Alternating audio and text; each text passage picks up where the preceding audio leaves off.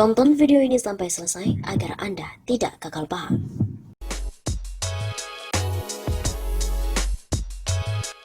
Benarkah rumah Ketua DPR Puan Maharani dibakar oleh massa? Sebuah video pendek yang memperlihatkan puluhan orang sedang merangsek ke sebuah gedung di mana terlihat kobaran api serta kepulan asap di sejumlah titik beredar di media sosial. Video ini diklaim sebagai video ketika rumah Ketua DPR Puan Maharani dibakar oleh massa. Video tersebut beredar di tengah munculnya demonstrasi yang marak menolak Undang-Undang Cipta Kerja di sejumlah daerah. Di Facebook, video itu dibagikan oleh salah satunya akun Duma Daulay, yakni pada 9 Oktober. Akun ini juga menulis keterangan, rumah Puan Maharani dibakar massa, terlalu serakah jadi politikus. Adapun di YouTube, video tersebut diunggah oleh kanal Rizna Alesya dan kanal Marta Global.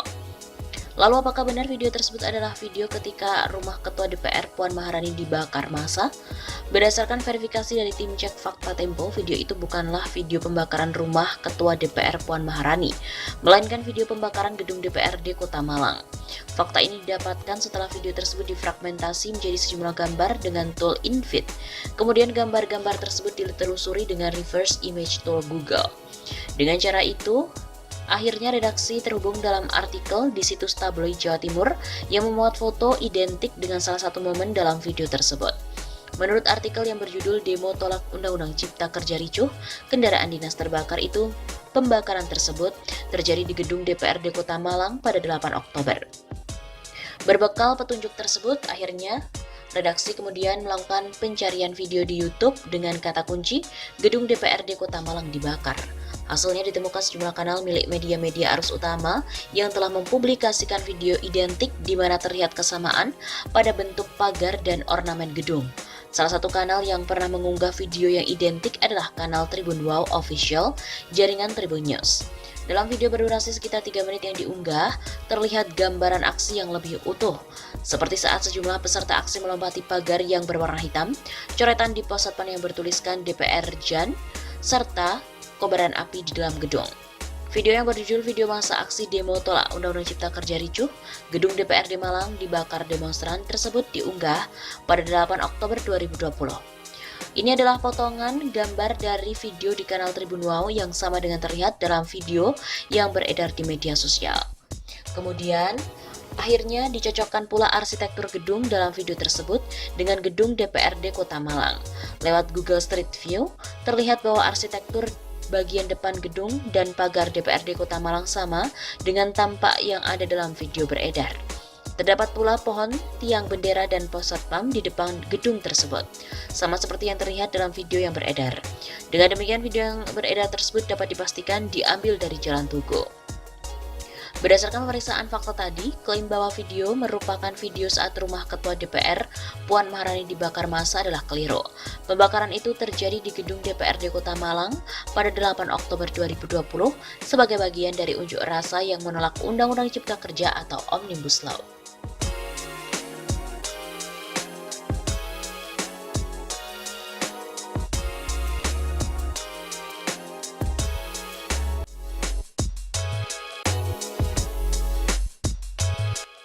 Benarkah rumah Ketua DPR Puan Maharani dibakar oleh massa? Sebuah video pendek yang memperlihatkan puluhan orang sedang merangsek ke sebuah gedung di mana terlihat kobaran api serta kepulan asap di sejumlah titik beredar di media sosial. Video ini diklaim sebagai video ketika rumah Ketua DPR Puan Maharani dibakar oleh massa. Video tersebut beredar di tengah munculnya demonstrasi yang marak menolak Undang-Undang Cipta Kerja di sejumlah daerah. Di Facebook, video itu dibagikan oleh salah satunya akun Duma Daulay, yakni pada 9 Oktober. Akun ini juga menulis keterangan, rumah Puan Maharani dibakar massa, terlalu serakah jadi politikus. Adapun di YouTube, video tersebut diunggah oleh kanal Rizna Alesya dan kanal Marta Global. Lalu apakah benar video tersebut adalah video ketika rumah Ketua DPR Puan Maharani dibakar massa?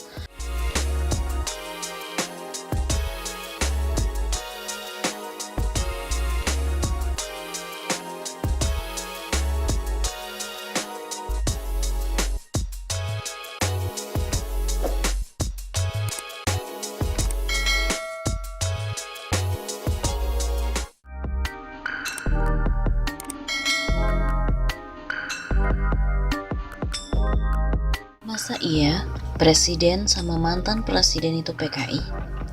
Kegeraman Ketua Umum PDIP Megawati Soekarno Putri yang merasa dituduh dirinya dan juga Presiden Joko Widodo PKI itu belum tentu benar.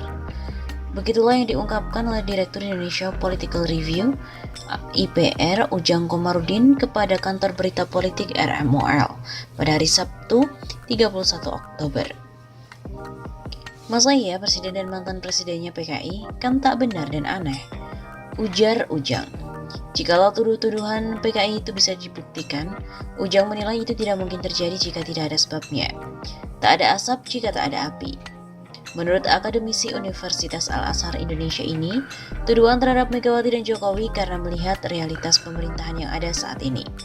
Tuduhan tersebut mungkin saja karena pemerintahan Indonesia dianggap lebih dekat dengan Cina, dan bisa juga tuduhan itu muncul karena PDIP dianggap banyak mengakomodir anak keturunan PKI. Seperti Rika Ciptaning, kader PDIP yang merasa bangga membuat buku berjudul Aku Bangga Jadi Anak PKI. Kegeraman Megawati terkait dengan tuduhan PKI ini dia sampaikan dalam peresmian sejumlah kantor partai di daerah lewat virtual pada Rabu 28 Oktober.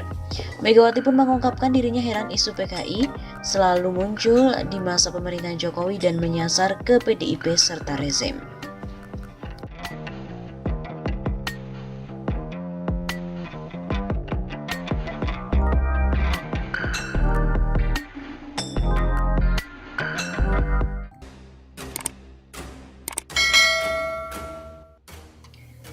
Usai bertemu dengan Jokowi, elit Partai Komunis Cina berjumpa dengan Megawati. Ketua Umum Partai Demokrasi Indonesia Perjuangan atau PDIP, Megawati Soekarno Putri, bertemu dengan utusan Presiden Cina Xi Jinping di Hotel Mandarin Oriental di kawasan Bundaran HI Jakarta Pusat pada hari Jumat 20 September tahun lalu. Utusan yang hadir yakni penasihat hubungan luar negeri Presiden Xi Jinping, Song Tao, yang juga merupakan Kepala Politbiro Hubungan Internasional Partai Komunis Cina atau International Liaison Department of the Communist Party of China. Sekretaris Jenderal PDIP Hasto Kristianto menjelaskan, acara ini bagian tindak lanjut dari pertemuan antara Song Tao dengan Presiden Joko Widodo sejak pagi tadi di Istana Bogor, Jawa Barat. Maka, hubungan antara partai dengan partai sebagaimana menjadi tradisi PDIP, kami kembangkan termasuk dengan IDCPC ini, ujarnya di Hotel Oriental Mandarin, Jakarta Pusat pada hari Jumat. Agenda antara Megawati dan juga Song Tao hanyalah makan siang.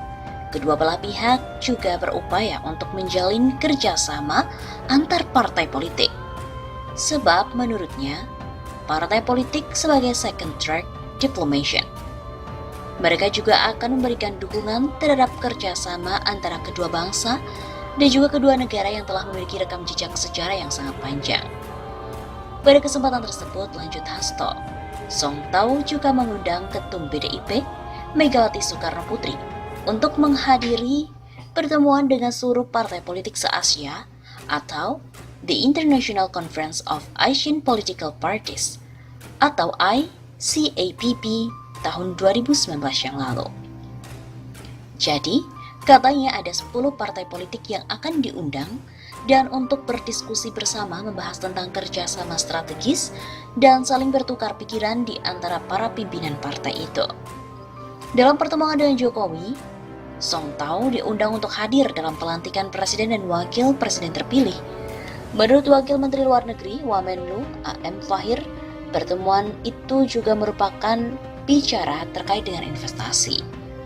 Tadi juga sudah menyampaikan bahwa ada Wakil Presiden Tiongkok yang akan menghadiri pelantikan Presiden RI pada tanggal 20 Oktober mendatang. Bapak Presiden mengatakan akan merasa sangat terhormat kalau dihadiri juga oleh Wakil Presiden Tiongkok. Begitu kata Fahir. Selain itu juga bahkan diberitakan Partai Komunis Cina bertemu dengan Jokowi untuk menjalin kerjasama yang berbahaya. Apakah itu? Telah beredar sebuah pesan berantai yang berisikan video dengan narasi Partai Komunis Cina bertemu dengan Jokowi untuk menjalin kerjasama berbahaya serta menggalang kekuatan anasir-anasir PKI. Faktanya pertemuan Jokowi dengan Song Tao selaku Kepala Biro Hubungan Internasional dan Luar Negeri dari Partai Komunis Cina membahas tentang kerjasama ekonomi.